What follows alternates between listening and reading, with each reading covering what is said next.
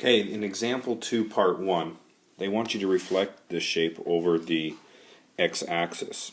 And so one way to do it is to just draw your figure out where your mirror is, which is right along here along the x-axis. And then count the spaces above and go the space. So let's do point A. Point A is one space above, so I'm going to go one space below, and there's A prime. Another way to do it, and another way to keep going, is this is 3 spaces above for B, so B prime has to be 3 below. So the distance on each side of the mirror, the red x-axis, is the same. So that's B prime. And then now here's where some people get confused. C is below, so you have to go on the other side above C prime. And you'll get, I'll do it in green here. Connect it. Whoops. I want to connect.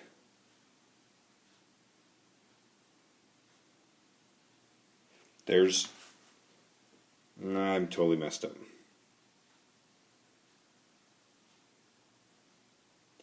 A prime, C prime, B prime, A prime. There's the shape reflected. Right here. Here's the shape right in here. There it is right there. Okay? So there it's reflected over it. Now, that's doing it with the, just reflecting it with the distance from the mirror or from the line of reflection.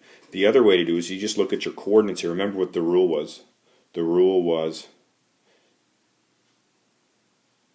we said if you had starting some x and y coordinates and you reflect over the x-axis, you change the sign of y.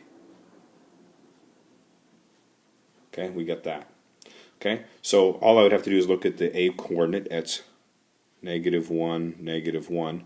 If I change the sign of it on y, -1, whoops, this was +1, becomes -1.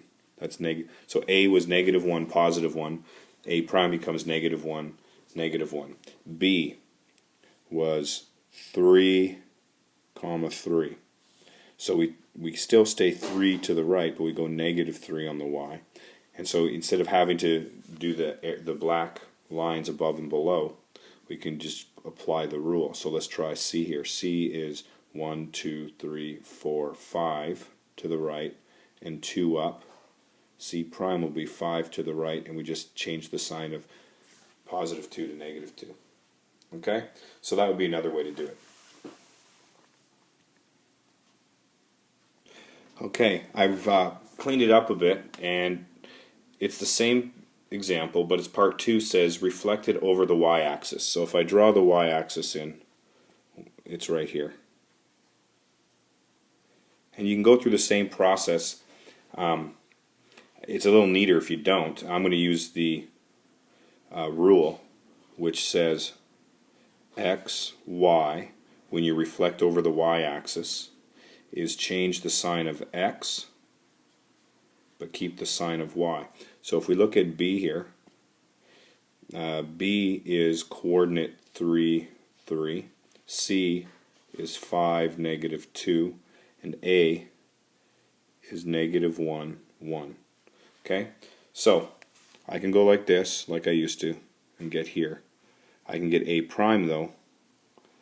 If I do A prime, I can get that right here. A prime is 1, 1 by using this rule here. Okay? So that's A prime. B, I can go like this and then go 3 on the other side and get B prime because the numbers are nice. Or I can just use the rule. The rule says change the sign of x. So it's going to be -3, 3.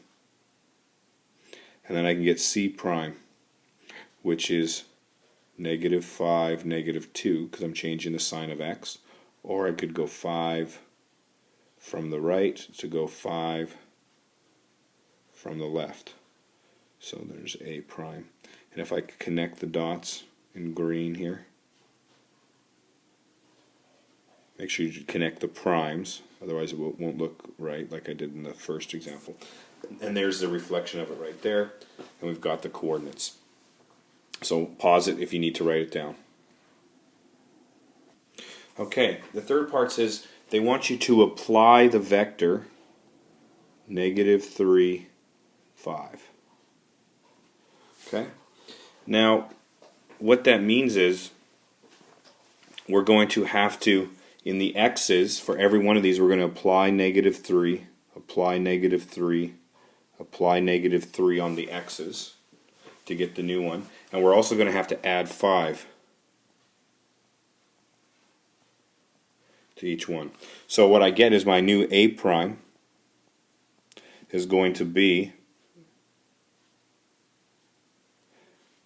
-4, 6. This is going to be 0, 8 for B prime.